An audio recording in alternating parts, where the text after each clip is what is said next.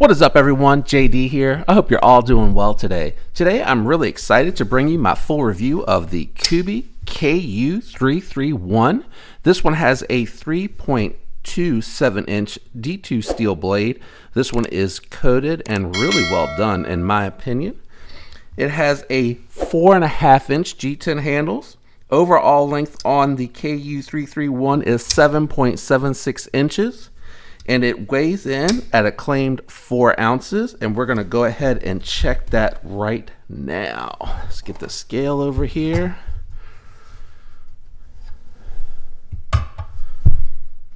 So 4.1, really close to the claimed 4-ounce weight.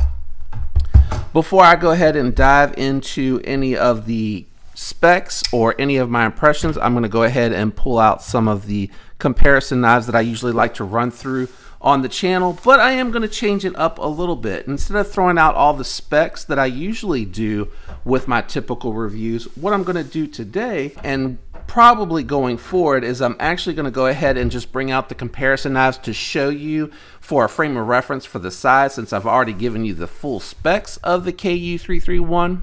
And I'm going to slide my tripod over on you guys as well.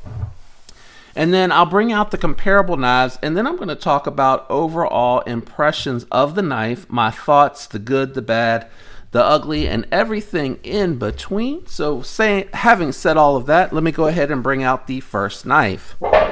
First up is going to be the Spyderco Yojimbo 2. I think the Yojimbo 2 compares really well. I think these actually could go head to head for size, carry, duty. For the most part, they're both going to be excellent EDC knives. The next knife that I'm going to bring out from a comparison perspective is going to be my Spyderco Shaman. This Shaman has the coated S30V blade, and it does have the carbonized fat carbon dark matter scales. I did get them with the skinny, so it does look a little bit different. Now, I know one of the things that I think is a challenge as a YouTuber and a reviewer is actually trying to get these sizes down, and I think part of that reason is because of the fact that as you go away, the fisheye of the lens tends to make this look like it's a completely different size. As you can see here, the handle length is really close to the KU331. I'm just going to say the Kubey from here on out. That's a mouthful. But then when you compare it to the Shaman, it's just so much bigger. There you go.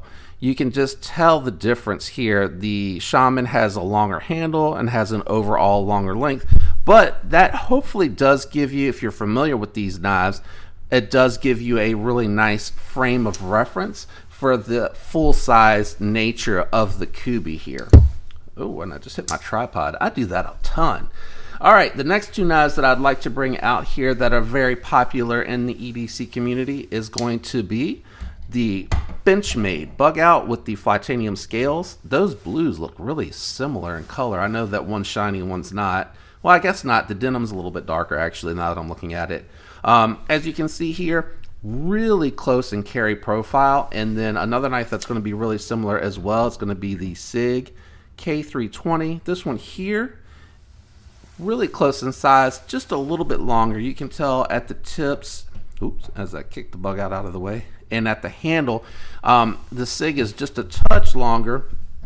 Again, I'll bring those up here for a frame of reference. You can tell that the Sig is just much bigger overall. And then, I don't know why I'm bringing that out of frame.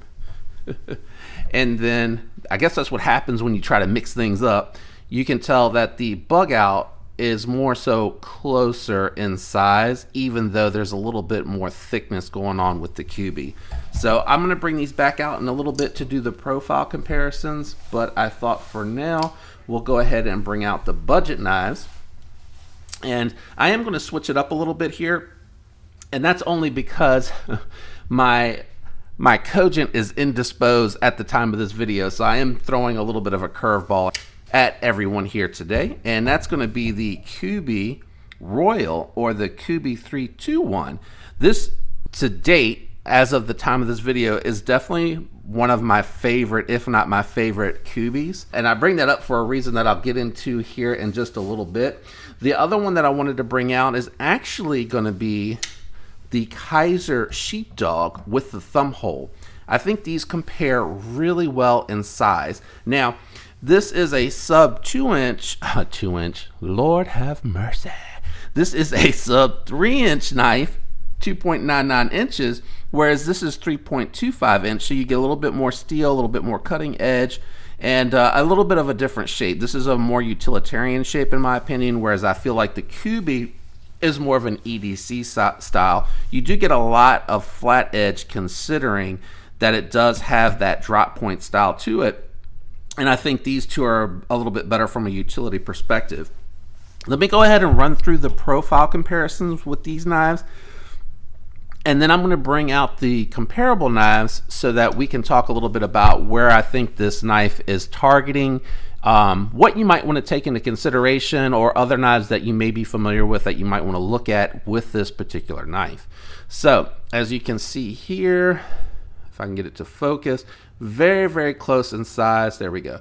The contouring on the Royal makes it seem like it's a touch thicker, but that contouring is part of the reason why. I'm going to go ahead and bring the Bug out here next, and the Bug out, as you know, is a really thin EDC, and you can just see the difference here as far as how much thinner the Bug out is. The KU320 or K320, too many K's out here today. It's tongue twisting me, tongue tying me up. You can see it is thicker at the head, but then when you get to the base, it's thinner, and that's just, again, because it has that unique ergonomic shape to it. Looks like a V. The Shaman, I'll go ahead and bring out here with the skinny scales. It's still the same thickness, so you can see these are about even. And I'll go ahead and bring out the Yojimbo 2, which also does represent the Para 3. They were identical in thickness as well, and you can see that the Yojimbo 2 and the Para 3 are thinner. Just a touch, but they are thinner. Now, let me go ahead and do the comparison here with the Sheepdog. Sorry about that. I had a little bit of a brain freeze going there. Same thickness, and I really do like these two as a comparison. From an EDC perspective, I think, again, from a size perspective, you are getting a really similar size carry. And again, just one more time to show you the difference against the Royal. So you can really see it is, the Royal is just more compact overall.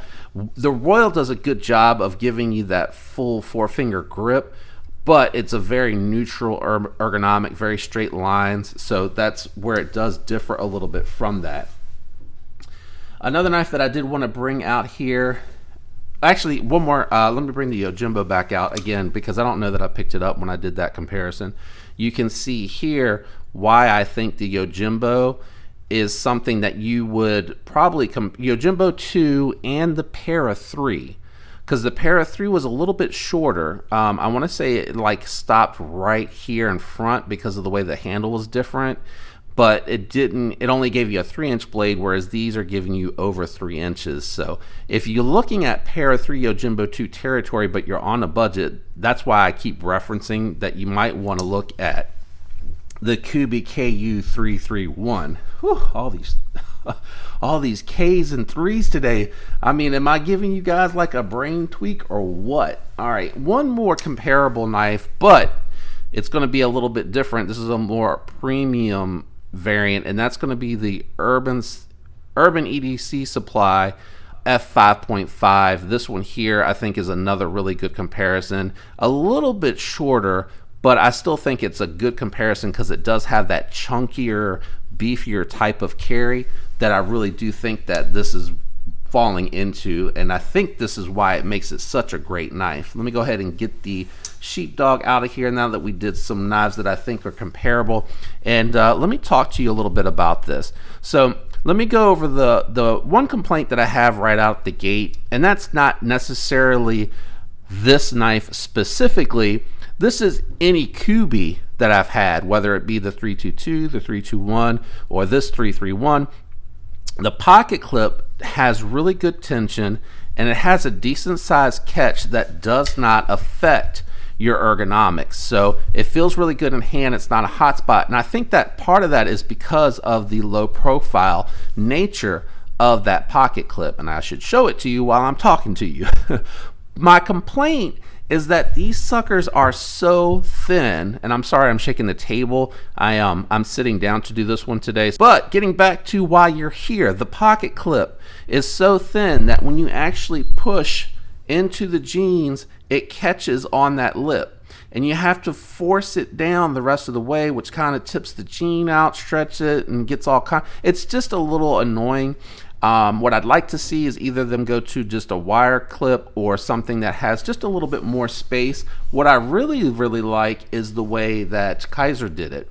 So it's inset, and you can see that you just have more opening because it's inset and thicker, and it's a little bit wider, so it actually goes in easier without having so much lip to it. So Kaiser is really doing a fantastic job on their pocket clips. Alternatively, you could go with a milled titanium or a milled stainless steel even. I wouldn't really care.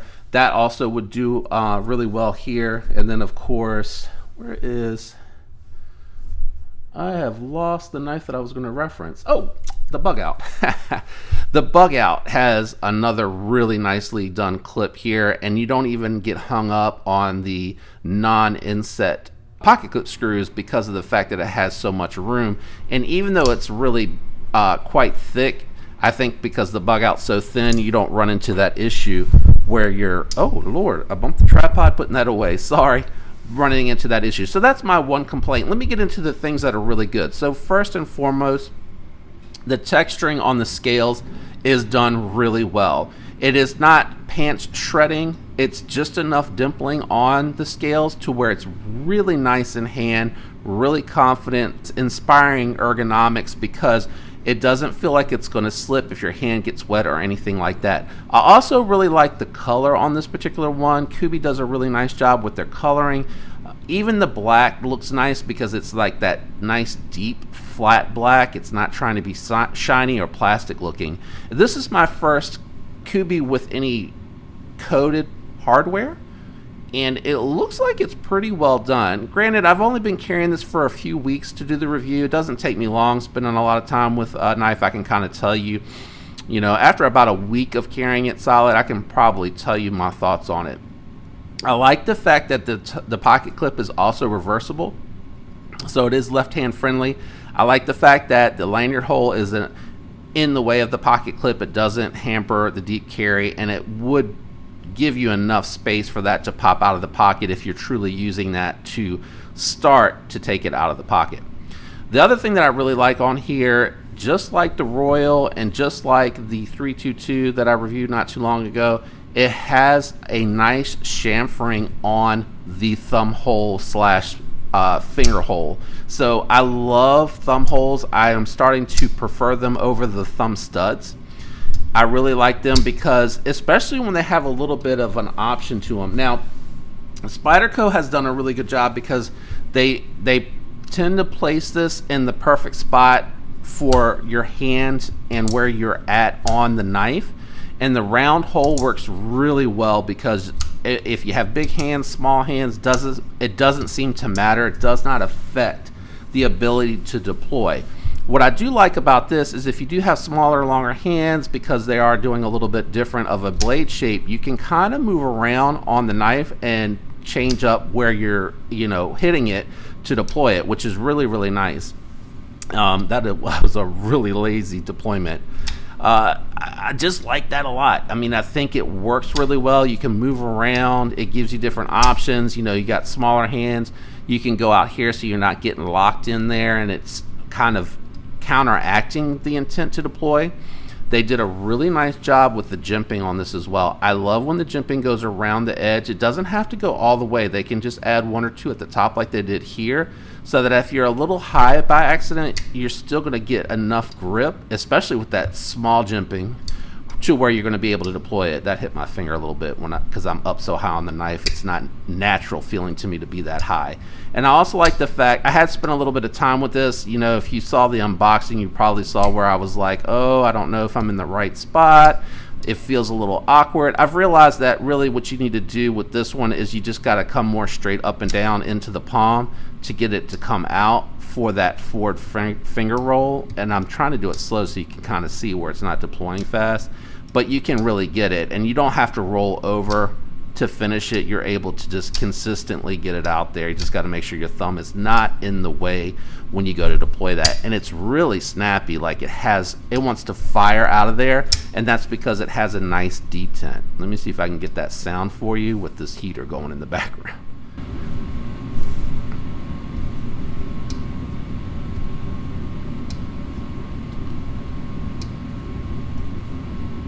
I'm gonna bring it up to the microphone for a couple. It's not going to pick it up because of the heater, but it has a really nice like suction sound in person when you go to take it out. It's almost like a so that detent works really well. It's broken in nicely. You're not going to be able to see the track anywhere because of how it's designed, and the lockup is really good. The actuation is awesome. They gave you a nice cutout, good jimping so that you can get down to it easily without feeling any discomfort whatsoever with that. It will fall shut, so you got to be careful with that. As you can see on the back of my nail, it's hit it a couple times. What you want to do if you're gonna do that is just come in just a touch, and you'll catch that little bit of a lip there.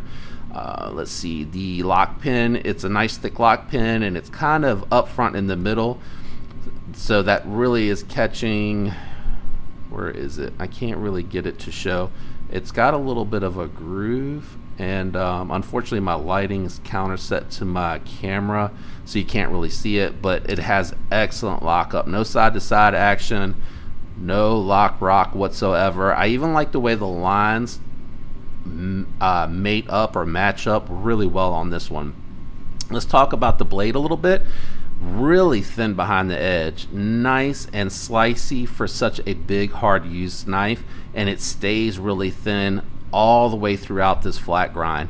Really nice, really slicey, and it even has a little bit of a swedge out here past the thumb hole to make it feel slicier out on the edge as well.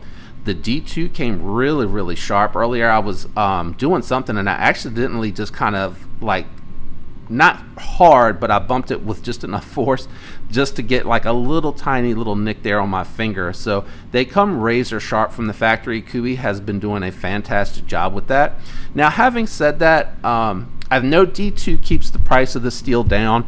I think what I'd like to see Kubey start to do, now that they're picking up a little momentum, I'd like to see them in that budget realm try to come up with like some 14C28N, maybe some 9CR, just a little bit of variety, because if you don't want a coated blade and you don't want to deal with the sandblasted D2 steel and worrying about corrosion, it's kind of nice to have some options that are corrosion resistant.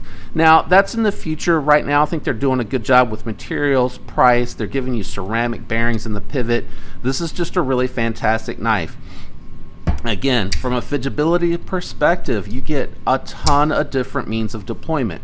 From an ergonomic perspective, it is so comfortable in hand, and I love the fact that it has really well done jimping and dimpling here on the scales, because in hand when you're going to use it, it feels really good. They did a nice job extending out the jimping all the way out to the edge, so right above that sharpening choil you're able to get nice jimping here depending on what it is that you're trying to do. You can choke up really well here as well to get through on those push cuts without it sliding over.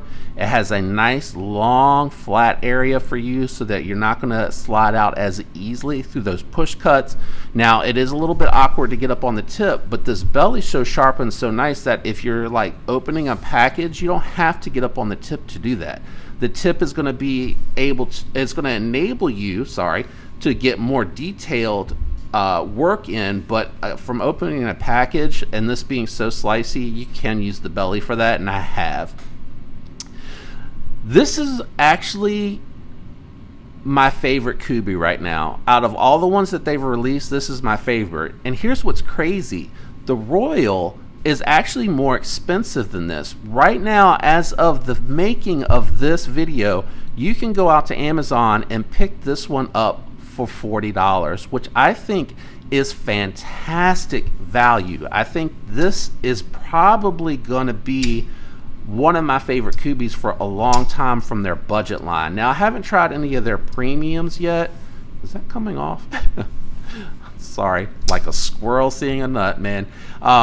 It looked funny in the video, but this is definitely one of their best budget knives in my opinion. I think it's really well done. You get a variety of deployment means with the flipper tab and the front flipper. I think that really is nice, satisfying to slow roll. Really nice detent. I don't know, usually what I find is that with the longer torsion bars, you tend to get more leverage, so they're not quite as strong. You have to make them thicker top to bottom, front to back, in order to compensate for the length of the bar, because it tends to lose a little bit of its strength out to the tip.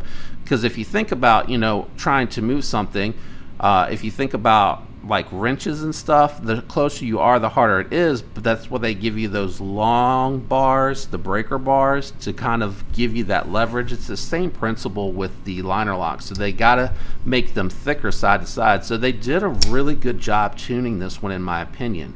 Now, it might not be as good looking, meaning not as sleek looking as the Royal, but the things that I do like about it, the Royal also did a good job with the jimping, but they didn't go around it like they did on the 331. Sorry, I had to think about that, make sure. The 331, man, it's just really not wanting to focus. They rounded it just a little bit, whereas on the Royal, they really didn't. Can you see that? I don't know if you can see that. They stopped right at the top. So I kind of wish they would have rounded it or made it a little bit more pronounced.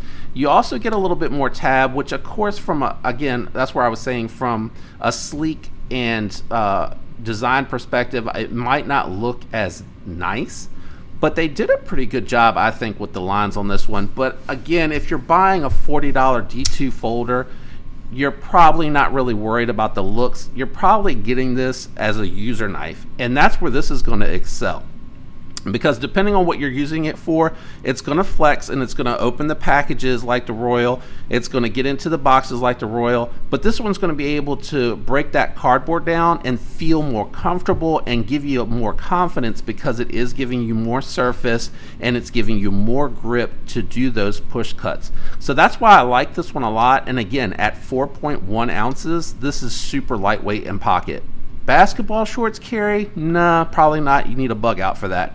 But this is still going to be really light with basically anything else.